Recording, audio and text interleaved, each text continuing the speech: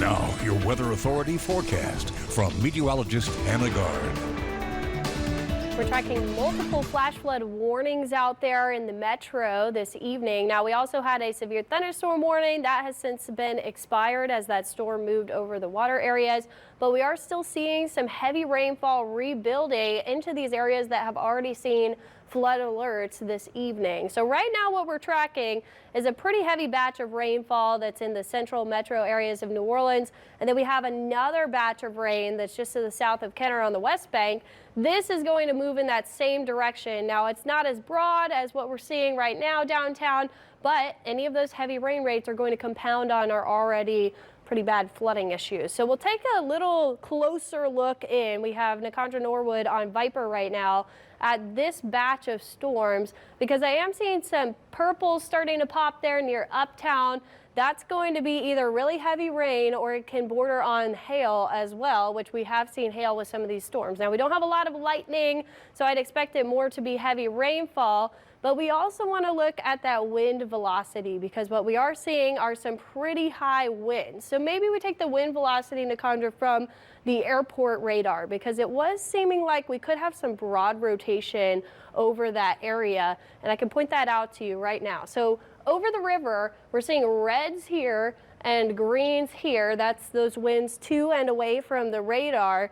And what we're seeing is those really close together and they're kind of spinning around each other. So there might be what we call a wall cloud in that area where you can start to see the storms rotating. If you turn on reflectivity too, Nicondra, you can kind of see there's a dry slot that goes from where there's rain here to a drier area here. So you could see a pretty good shot of that storm from Tarrytown and Marrero. Now that's kind of going a little bit north of Marrero, but these areas of the West Bank that are looking toward Metro New Orleans, you could maybe make out something trying to spin within this storm. So that's something that we'll closely watch as this continues to move to the east, and it is moving that eastward direction because the notch there would be in toward Uptown and Metro New Orleans. And you can see that this storm is strengthening as it's moving in this direction. We've seen more of those pops of purple. We're seeing reds all the way from Mid-City up through the fairgrounds, Gentilly to the lakefront.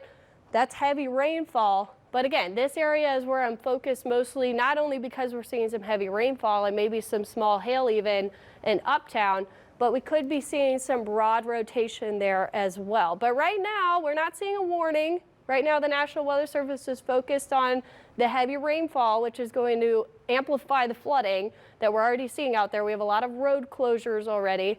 So we'll continue to watch this as it moves out to the east. But that's what this green box is. That's a flash flood warning. It's in effect until 7:45 this evening. I think that they will likely keep that because we do have some more rainfall that's building here to the west of Avondale on the West Bank. And it's also taking that east-northeast motion. It's going to go over the same areas that have already seen heavy rainfall as we've gone through this evening. That's what we call training storms. So they're going over the same areas over and over again. So that's the metro. We're continuing to watch that as we go into the evening hours, but we also have rain elsewhere. So let's zoom out a little bit, take a broader look at what's going up on the North Shore. We do have some heavy storm activity as well toward Hammond, Covington, Mandeville. Right now we have a strong storm that's just come off the lake into your area. And again, this is the airport radar, so it's kind of hard to see the heavy rain the farther north you get, because the farther away from the radar you get, the harder it is to see. So this is a look from the Jackson radar, which is much better.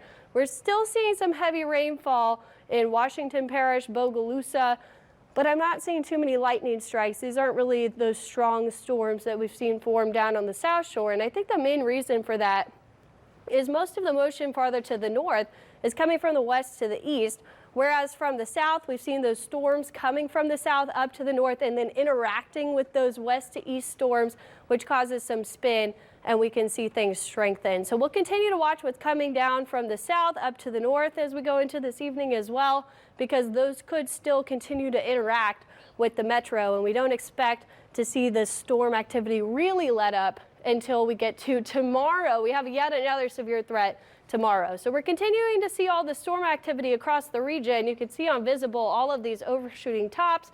We have a lot of storms just going up to the north, and we have all of that moisture all the way up into places like Wisconsin and Illinois, because the big low that's driving this is well up to the north. We have a huge area of atmospheric lift in those upper levels of the atmosphere. So playing this out for you, we still go throughout the evening hours with more storm activity. This is 10 p.m. We're still seeing storms. Midnight to 1 a.m. still seeing storms. This is not going to let up until the morning hours where we get a brief break. But this boundary is just not moving. Those driving factors are so far away from us. We're just not going to see all of this subside until a cold front comes through to dry things out. So here's another batch of storm activity tomorrow afternoon. We'll have to watch for severe potential as it goes to the east. It does lose some steam, but we certainly could see all modes of severe weather with that coming through. The rain potential, we're going to continue to watch for that flooding threat. Those areas in purple, we could see 4 to 6 inches of rainfall along that boundary, and that's in addition to what we've already seen. So certainly going to be a high flooding concern. We're in that level 2 out of 4 risk for flooding rainfall.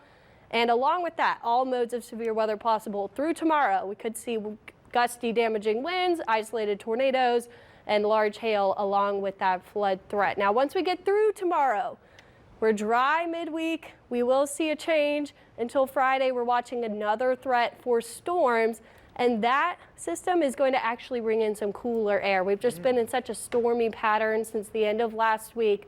We'll finally get out of that into the weekend. A good thing that we have a couple of days to dry out after tomorrow before we hit Friday. Yeah, we'll need it because once the ground is saturated, it's so much easier for that flooding to occur, which we know is already pretty easy to occur here. So we'll continue to watch that. All right, thanks, Hannah.